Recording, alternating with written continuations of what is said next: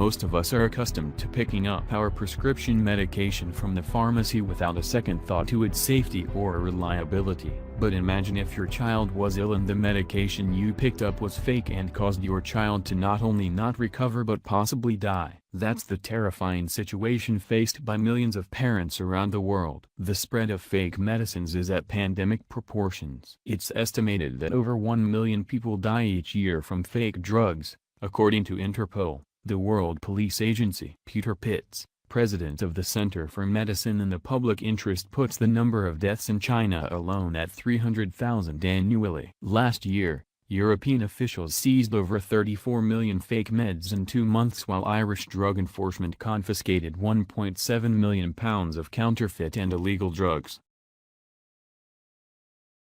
In April of 2015, the National Institutes of Health, NIH, reported that scientists inspected medications from around the world and found very disturbing news.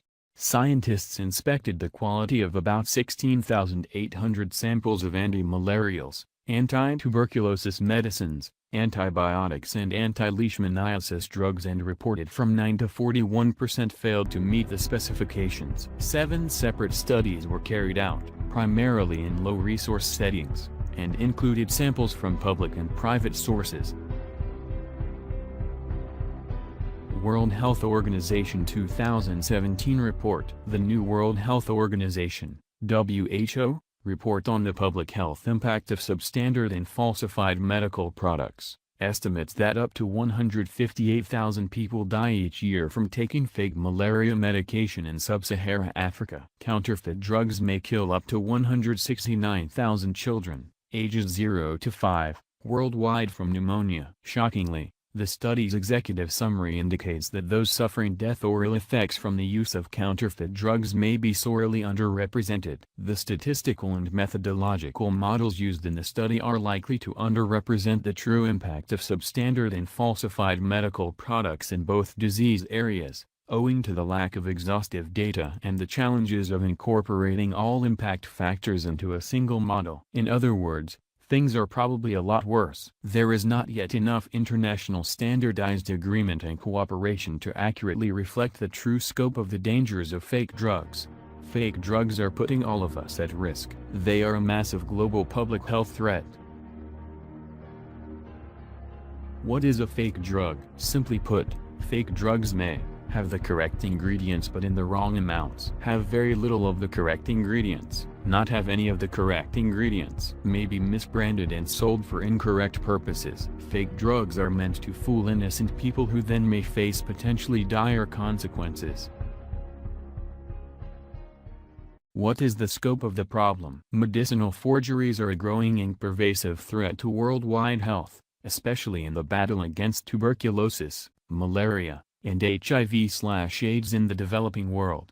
The poor and the powerless. Of serious concern is that most of those suffering from the indignities of counterfeit medications are the poor and the powerless. It is in the developing world that this plague is most damaging. Legions of men, women and children who lack resources and societal protections are suffering needlessly and are dying prematurely. The Centers for Disease Control and Prevention, CDC, estimates that counterfeiting is most common in countries where there are few or no rules about making drugs. An estimated 10% to 30% of medicines sold in developing countries are counterfeit. Many of these nations have little to no infrastructure to deal with the problem. It is estimated by policy experts Amir Atran and Roger Bate that 2/3 of the world's nations have no medical regulatory infrastructure or have only incomplete and ineffectual regulation. Organized crime. The world's drug supply is under siege by organized crime. Fueling the worldwide plague is the profitability of selling fake drugs. It's estimated to be a $75 billion market. According to The Economist, for criminals, fake pharma is lucrative, and the penalties are usually low. Indeed, the drug supply chain is a cheat's paradise. Criminals can easily make millions selling fraudulent drugs that are high in demand or too expensive for consumers to purchase. It happens regularly, says Michael Dietz of WHO. If a shortage occurs, hospitals and clinics will step outside the normal supply chain and the criminals exploit the situation.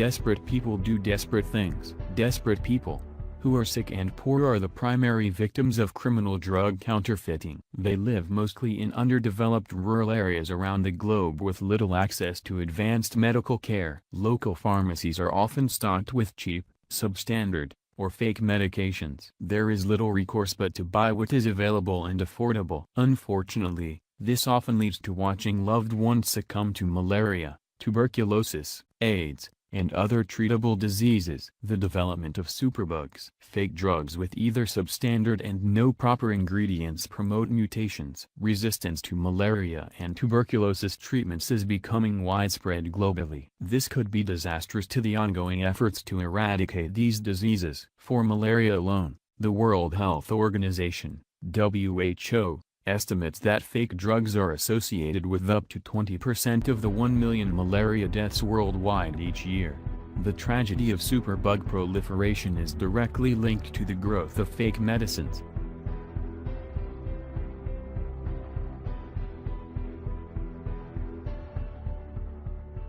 Actions must be taken. Fake drugs are responsible for hundreds of thousands of deaths each year. The number may even be in the millions. The poor and powerless living in under-resourced environments are victimized most often by the unscrupulous behavior of organized criminals.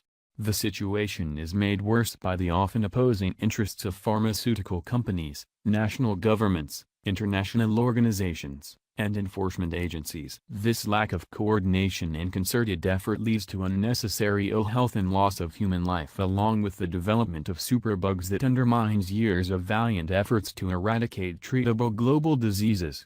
Efforts are being made but more must be done. Middle and low-income countries continue to suffer. People are dying every day.